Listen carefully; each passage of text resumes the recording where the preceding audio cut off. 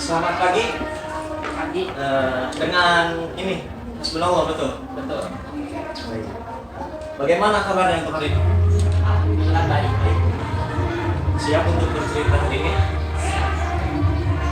Sebelumnya Abun udah pernah mengikuti layanan bimbingan konseling belum? Belum. Belum. Oke, alhamdulillah Abun sudah datang ke orang yang tepat dan insya Allah kita akan sama-sama mencari jalan keluar atau solusinya dari cerita atau permasalahan yang Abun sampaikan kepada saya. Oke, untuk pertama kali saya akan menjelaskan terkait layanan bimbingan konseling yang akan kita ikuti, yaitu layanan bimbingan konseling individual. Nah, sebelumnya Bun udah tahu apa itu layanan bimbingan konseling individual? Belum. Oke, boleh saya jelaskan? Layanan konseling individual adalah layanan yang dilakukan secara face to face atau tatap muka antara konselor, yaitu saya sendiri, dan juga Abun sebagai klien atau konseling.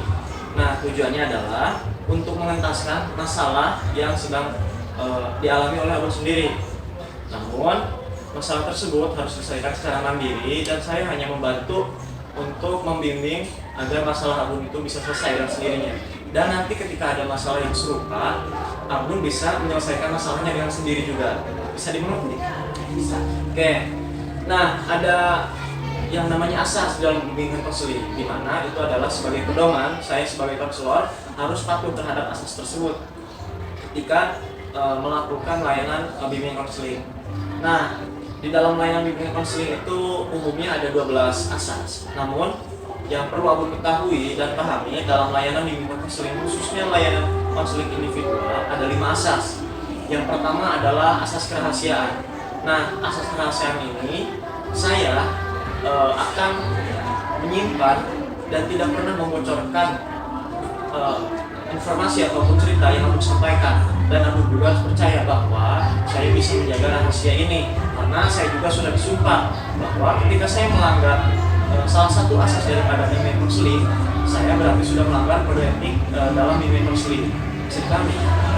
Oke, karena Abun sudah percaya kepada saya, Abun harus bisa relax nanti ketika cerita dan Abun menyampaikannya dengan sebaik-baiknya. Nah, yang kedua itu adalah asas kesukarelaan. Apakah Abun datang ke saya, ke konselor, itu secara sukarela? Alhamdulillah, karena Abun secara sukarela datang kepada saya juga akan sukarela membantu Abun untuk membimbing daripada masalah yang Abun alami untuk diselesaikan dengan baik. Nah, yang ketiga itu adalah asas keterbukaan. Nah, asas keterbukaan ini bisa dilakukan atau dilaksanakan ketika Abun sudah percaya bahwa informasi yang Abun sampaikan itu akan rahasia. Karena Abun sudah percaya pada saya, Abun harus bisa menyampaikan informasi atau cerita daripada permasalahan Abun itu secara terbuka atau secara dalam yang begitu luas. Permasalahan Abun itu sama yang buat saya. Jangan sampai ketika nanti kita melakukan konseling selanjutnya, ternyata permasalahan yang kita bahas di hari ini ternyata masih ada di permasalahan di bimbingan konseling selanjutnya. Bisa pahami? Oke. Yang keempat itu adalah asas kekinian.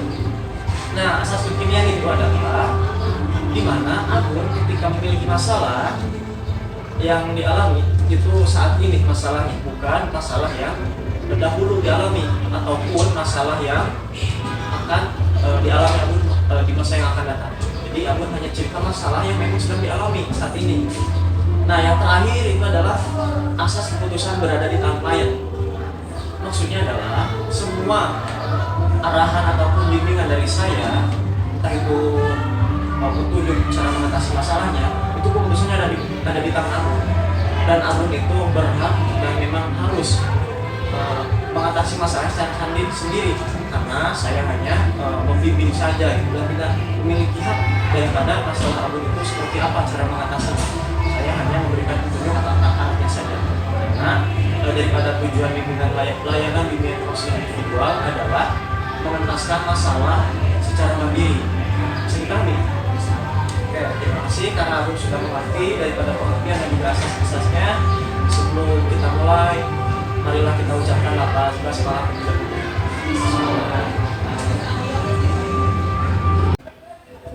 Oke, mari kita mulai dengan Agun bercerita kepada saya apa yang akan diceritakan oleh Agun untuk hari ini. Sebelumnya saya ingin bercerita tentang masalah saya di asrama. Nah, kan saya di asrama punya masalah gitu ya. Salah satunya masalah itu apa peraturan di asrama. Contohnya orang yang udah melanggar aturan terus saya hukum. Nah, saya menghukum itu bukan semau saya, itu juga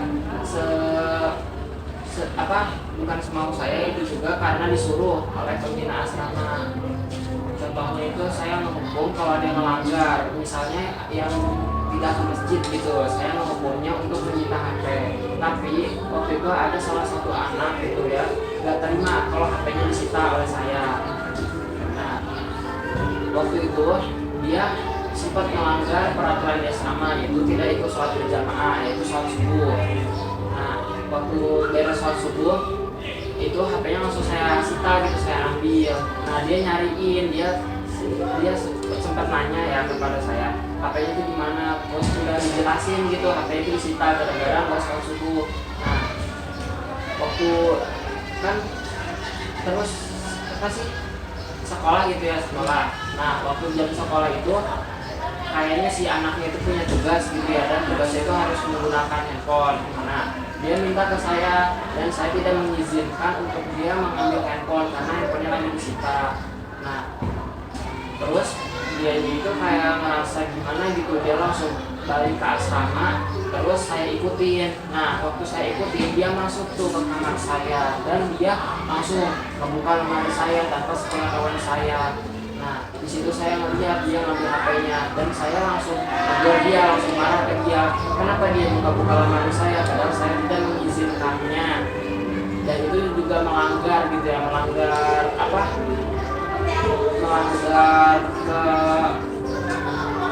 keprivasian orang gitu ya. Terus di situ dia langsung marah-marah gitu ke saya, dia langsung ngajak ribut kalau misalnya dia itu nggak terima HP-nya disita. Sepertinya permasalahan yang Agun alami adalah ada salah satu anak asrama yang memang marah kepada Agun karena Agun menyita HP-nya. Nah, Agun juga tadi sempat mengatakan bahwa Agun itu menjalankan perintah daripada pembina asrama, di mana ketika ada santri yang melanggar aturan, Agun harus bisa menghukumnya gitu ya. Nah, Agun itu di asrama sebagai apa? Saya itu di asrama sebagai ketua asrama. Ketua asrama. Sudah berapa lama Agun menjadi ketua asrama? Kurang lebih 2 tahun. 2 tahun. Sebelumnya ketika Agun menjadi ketua asrama itu ada permasalahan yang serupa seperti ini atau tidak? Tidak ada.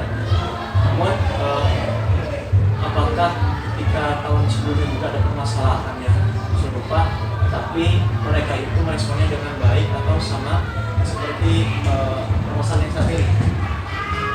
Tahun sebelumnya sih, waktu bukan saya ketua asramanya sih ada ya, dan dia meresponnya itu baik, nggak asal marah-marah kayak saya alami sekarang. Nampaknya perbedaan waktu yang Agun ketika menjadi ketua asrama pertama kali dan yang saat ini itu cukup berbeda gitu ya. Dimana salah satu anak asrama itu marah karena alasan yang memang sebab gitu ya. Jelas dimana asrama tersebut sudah melanggar aturan gitu ya daripada peraturan asrama itu, dan dia melanggar karena tidak melaksanakan sholat subuh. Nah, Agun juga tadi sempat bercerita bahwa anak tersebut itu membutuhkan handphone-nya ketika di jam pelajaran di madrasah karena harus menggunakan handphone. Nah, apa tanggapan Agun ketika dia meminta HP tersebut, tapi Agun memberitahunya bahwa HP tersebut tersebut itu tidak bisa digunakan karena disita. Maka Abun tetap tidak mengizinkan atau si anak tersebut harus bisa memintanya dengan perizinan daripada pembina asrama. Kalau untuk saya sendiri sih saya tidak mengizinkannya karena itu tuh saya memegang amanah dari pembina asrama. Kalau dia misalnya pengen tetap minta, seharusnya dia juga harus izin ke pembina asramanya. Ya Abun sudah katakan juga kan tadi bahwa dia juga memintanya secara tidak baik juga ya, yang akhirnya Abun juga marah karena lemari Abun itu dibuka gitu ya sama dia, karena Abun merasa dia itu sudah melanggar hak privasi orang lain gitu ya. Menurut Abun, apa yang menyebabkan dia itu marah selain Abun menyentuh HP-nya? Apakah ada hal yang lain yang membuat dia marah juga gitu kepada Abun? Nggak ada. Apakah ada anak asrama lain yang memiliki masalah serupa yang disita HP-nya juga gitu? Selain anak itu? Ada. Respon anak yang selain itu bagaimana pada Abun? Yang lain mah biasa aja, dia terima aja kalau misalnya disita. Sejauh ini Abun sudah melakukan mediasi ataupun hal yang bisa meredakan permasalahan ini atau belum kepada si anak asrama tersebut? Belum. Sepertinya Abun harus bisa berbuat juga pada dia dan dia juga harus bisa menerimanya, dimana karena permasalahan ini sebetulnya yang dialami oleh anak asrama itu wajar-wajar saja, karena ketika permasalahan terjadi dan ada aturan yang dilanggar itu sudah haknya ataupun sudah sanksinya gitu ya untuk dilakukan tindakan disiplin gitu ya, salah satunya dengan menyetang HP gitu ya. Sampai sejauh ini apakah masalah ini cukup sulit untuk diatasinya menurut Abun? Apa yang menyebabkan masalah ini cukup sulit? Karena ada pengaruh dari anak-anak lain di asrama. Itu yang menyebabkan anak asrama itu tidak patuh terhadap peraturan yang ada, seperti itu.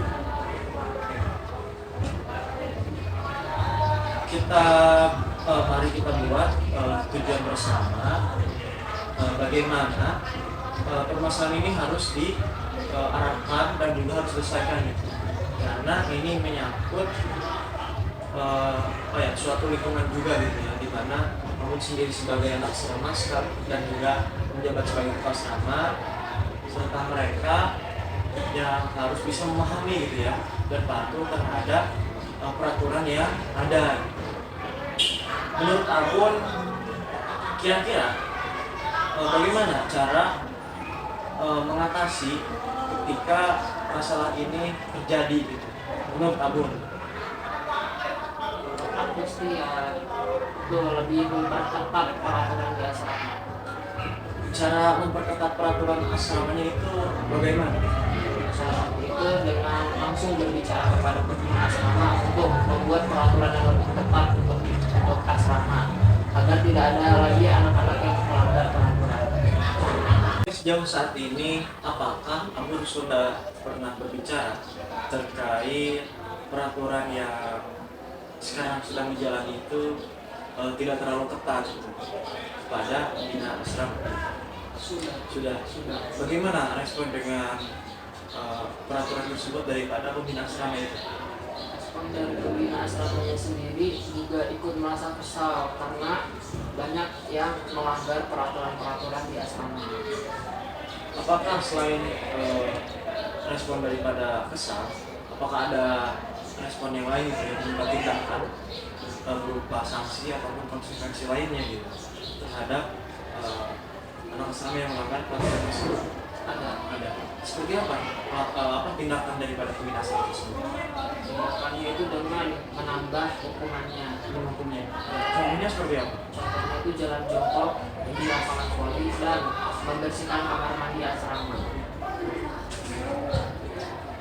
Berarti itu sudah apa ya, menjadi permasalahan yang cukup serius juga gitu ya, terkait pelanggaran peraturan daripada aturan yang harus diikuti ataupun dipatuhi oleh santri gitu ya.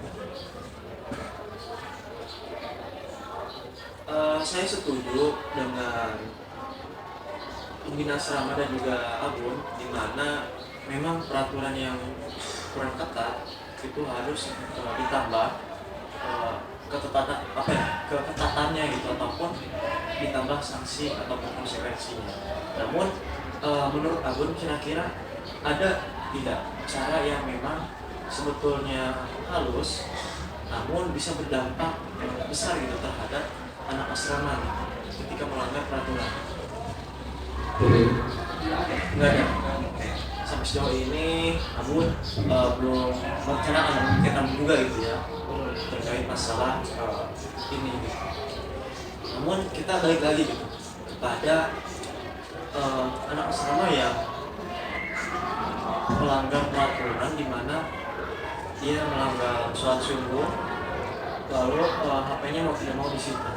Nah, apakah selain santri yang melanggar sholat subuh itu tetap disita HP-nya atau diberikan konsekuensi yang lainnya? Tetap disita. Contoh pelanggaran selain sholat subuh itu apa? Yang dilakukan oleh anak asrama itu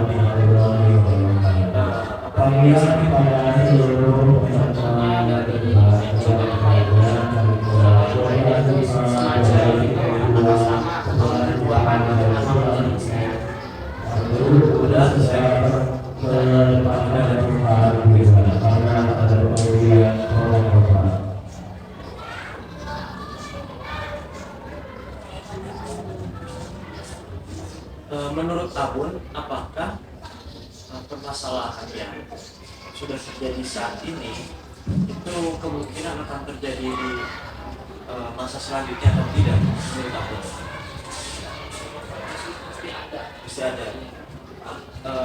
Apakah nanti abun akan menangani sendiri atau abun tetap berbicara ataupun berkomunikasi dengan pembina asrama terkait masalah yang serupa menjadi kembali? Kalau dari aku sendiri, kalau misalnya aku bisa gitu nanganin sendiri, ya aku nanganinnya sendiri. Kalau misalnya nggak bisa, saya bilang ke pembina asrama. Saya pikir itu ide yang baik dan semoga apa yang sedang menjalani pada mereka sebagai santri juga ya bisa memberikan dampak yang positif, dimana ketika kita memberikan dampak positif itu akan memberikan dampak positif juga gitu dari siapapun, meskipun kita hanya sebagai santri gitu. Dan teman-teman aku yang sebagai santri juga akan memberikan dampak positif pada aku memberikan dampak positif. Selain permasalahan yang salah satu anak asrama tersebut, apakah ada permasalahan yang lain yang masih terngiang-ngiang dalam pikiran aku? Tidak ada. Nampaknya hanya permasalahan ini yang memang menurut aku itu terngiang-ngiang gitu ataupun terpikirkan gitu ya di dalam pikiran aku sendiri. Baik. Saya ucapkan terima kasih atas kepercayaan abun yang untuk berbagi cerita dan juga berbagi pengalaman dan bagaimana nanti kita akan mengatasi masalah ini secara bersama. Dan kita tadi sudah merumuskan tujuan bahwa masalah ini harus diselesaikan dengan sama gitu ya, karena permasalahan ini jangan sampai paling tidak meskipun terjadi abang bisa menanganinya. Mari kita jadwalkan sesi konseling berikutnya, karena bagaimanapun saya yakin untuk saat ini Abun bisa menemukan solusi yang terbaik daripada pembahasan saat ini yang sudah kita ikuti. Saya mengerti bahwa permasalahan yang Abun alami itu memang cukup sulit, ya. Dimana Abun yang diamanahi dari ketua asrama oleh pembina asrama, Abun harus menuruti perintah dari pembina asrama yang salah satunya itu adalah menghukum ataupun memberikan sanksi kepada santri-santri yang melanggar peraturan.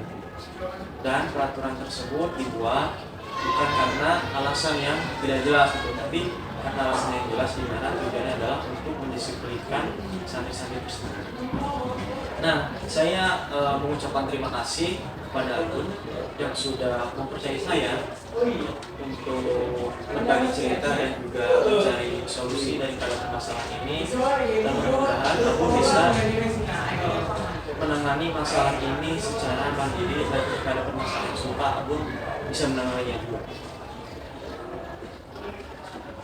Terima kasih kembali. Saya merasa diri saya menjadi lebih baik. Mungkin kedepannya kalau ada masalah yang serupa atau berbeda, saya akan mengatasinya sendiri. Oke, baik, sama-sama. Mudah-mudahan ketika nanti Abun akan mengunjungi saya lagi untuk memberikan konseling yang selanjutnya, itu adalah dengan permasalahan yang berbeda, karena saya berharap Abun bisa menyelesaikan permasalahan yang saat ini alami. Begitu pun Abun datang pada saya ataupun bukan permasalahan yang lainnya, itu mudah-mudahan tidak terlalu berat gitu. Menurut Abun itu dialami masalahnya itu karena permasalahan yang tidak jelas. Oke. Karena ini sudah di tahap akhir, mari kita tutup konseling hari ini dengan mengucapkan lafaz hamdalah. Baik, terima kasih Abun sudah datang kepada saya. Mudah-mudahan hari ini Abun selalu dalam lindungan Allah Subhanahu wa taala dan selalu berkah hidupnya.